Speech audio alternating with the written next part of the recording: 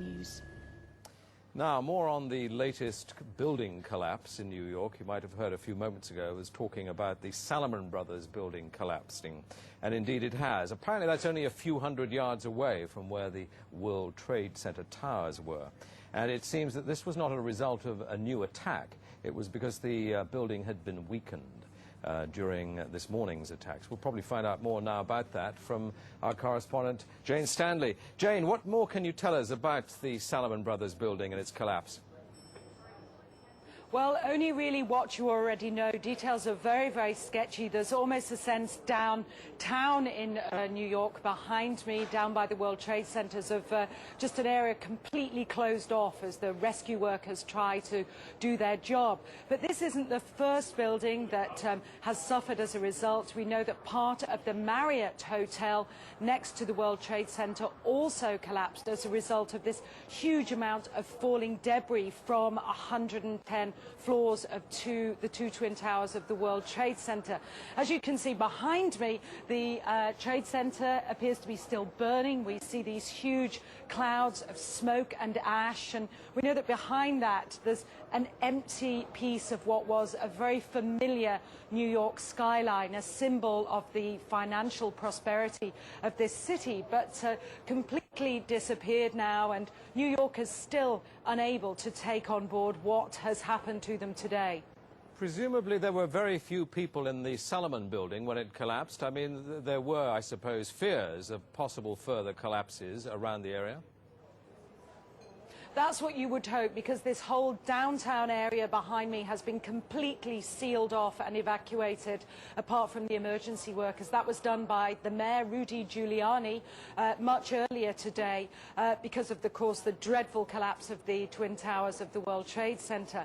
But New York, very much a city still in chaos. The phones are not working properly, the subway lines are not working properly, and we know that down there near the World Trade Center there are 3 schools that are being turned into triage centers for emergency treatment. And I know that over in New York Harbor, where the famous Statue of Liberty is, there's a field hospital where 1,500 people are being treated, and we have heard, though it's unconfirmed as yet, that 100 New York City police officers have been taken there as well for treatment, but we do need to confirm those figures for the officers.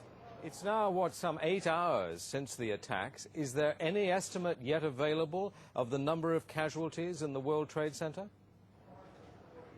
I think we can only go at this point with the words expressed by the mayor of New York, Rudy Giuliani, that it's too frightening to think how many there could be. We know that it's about almost 300 people on the airliners that were used in these attacks.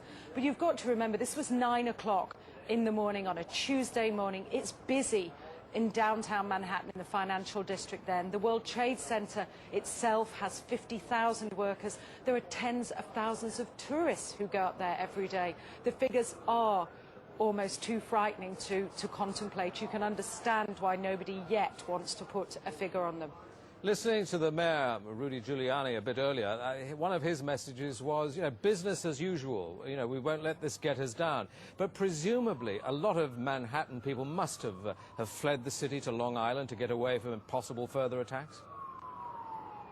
Well, a lot of people were certainly trying to, but you remember that very early on all the bridges and tunnels to the city as well as the airports were closed. New York was sealed, essentially. Now, we do know that the Long Island Railroad has begun running again to get people out of the city if they can, and people who can't manage to get out and perhaps lived in that area, they're being offered accommodation in empty school buildings. But certainly I saw earlier on today huge crowds of people desperately trying to walk up upper Manhattan to get as far away as possible. I think nobody really knows how to go or where to go, and you have to remember, even now, I don't think people can it can sink in to people what's happened. We haven't for the past hour or so heard much from the people of Manhattan. You're with them there. I mean, what are they saying tonight after this catastrophic attack? As I said, many just cannot believe this has happened, and I've seen big burly men and women with tears in their eyes today, shaking their heads, wondering what on earth is going on. There was a sense of panic. Our reports from the scene were of people just absolutely horrified. And I've already seen some photographs of that a man took down in the downtown area, and it looks like the aftermath of a huge atom bomb or something, just full of debris and of like a white carpeting of snow from all the dust and rubbish that had fallen. I don't think people can comprehend. They certainly have lost any feeling of safety.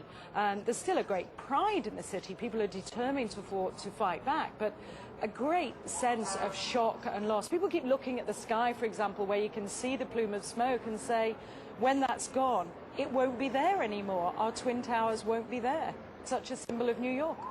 Are they talking yet about revenge and what the government should do to counter this threat, or are they numb still?